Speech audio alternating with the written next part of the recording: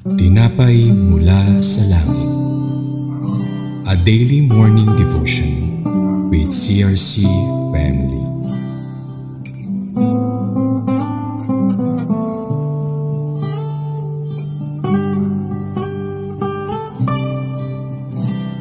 Isang mapagpalang umaga po mga kapatid. Ako po si Sister Hannah Napomaseno mula sa CRC San Pedro Daughter Church. Narito tayo muli upang simulan ng araw natin kasama ang salita ng Diyos bilang gabay. Tayo ay dumako muna sa isang maikling panalangin. Panginoon, maraming salamat po sa umagang ito na ipinagkaloob niyo sa bawat isa. Na muli kami po ay makakapakinig ng iyong mga salita. Kayo po nawa ang manguna sa umagang ito sa aming pagninilay ng iyong mga salita. Buksan mo po ang puso't isipan ng bawat makikinig sa mensahe mo sa umagang ito. Ang lahat ng ito ay tinataas namin sa pangalan mo, Jesus. Amen. Ang ating paninilay-nilayan ngayong umaga ay matatagpuan sa Joshua 20 verse 7 to 8 na may pamagat na The Appointment of 6 Cities. Ating basahin ang mga bersikulo. Sa verse 7, pinili nga nila ang Kades sa Galilea sa kaburulan ng Naphtali, ang Shechem sa kaburulan ng Ephraim, at ang lungsod ng Arba o Hebron sa kaburulan ng Judah. Verse 8, sa ibayo naman ng Jordan sa kaburulang nasa silangan ng Jericho, pinili nila ang Bezer sa lupain ni Ruben, ang Ramot sa gilid sa lupain ni Gad, at ang Golan sa Bashan sa lupain ni Manases. Sa Joshua 20 verse 8, malinaw na tinutukoy ng Diyos ang eksaktong 6 na syudad na maging cities of refuge o mga syudad ng kanlungan.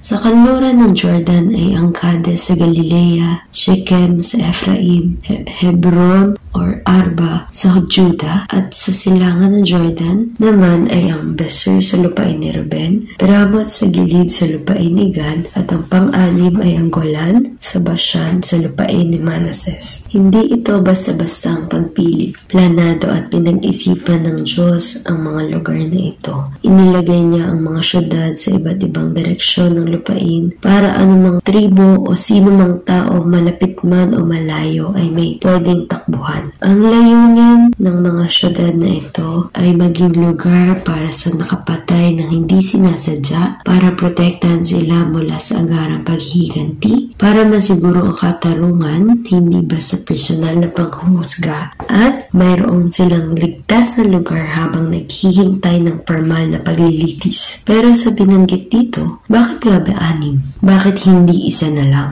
Sa mga bilang 35 verse 13 to 15, malinaw ang utos. Dapat 6 ang itatalaga. Bakit? Una, para madaling puntahan ang kanlungan. Pangalawa, ayaw ng Diyos na mahirap abutin ang lungsod, kanlungan, dahil ayaw niyang maging malayo ang daan patungo sa kaligtasan o katarungan. Pangatlo, upang maging patas ang hustisya sa buong Israel. Sinabi nga ng Panginoon sa Deuteronomio 19 verse 10, sa ganitong paraan, may iwasan ang pagdanak ng dugo ng mga taong walang kasalanan. At ang pang-apat, sinabi rito na hindi pwedeng patayin agad ang mga nakapatay nang hindi sinasadya, ngunit hindi sila automatikong inosente at kailangan pa rin humarap sa hukom. Kung ilalapat ang ating mga buhay ngayon, its context and explanation represents how God wants salvations to be reachable for everyone. Kung paanong ginawang madaling puntahan ang cities of refuge, ganito rin niyang ginawang madaling abutin ang kaligtasan para sa atin. Hindi komplikado ang kaligtasan. Hindi mo kailangan tumakbo ng napakalayo. Hindi mo kailangan maghintay ng kung ano pa. Ilapit mismo ng Panginoon ang kanyang awa sa atin. Ang kailangan lang natin gawin ay lumapit tayo sa Kanya. Magsisi tayo sa ating mga kasalanan at yakapin natin si Kristo sa pananampalataya. At tulad ng cities of refuge, ang awa ng Diyos ay hindi kailanman malayo. Ang kaligtasan ay laging abot kamay. Nais niya na lahat tayo ay tumanggap ng Kanyang handog. Kaya tandaan natin ang mensahe ng Romans 10 verse 13. Maliligtas ang lahat ng tumatawag sa pangalan ng Panginoon. Tayo muli ay dumako sa maikling panalangin. Muli, Panginoon, maraming salamat po sa umagang ito at sa mensaheng ipinahayag mo sa bawat isa. Nawa po ay tumimo at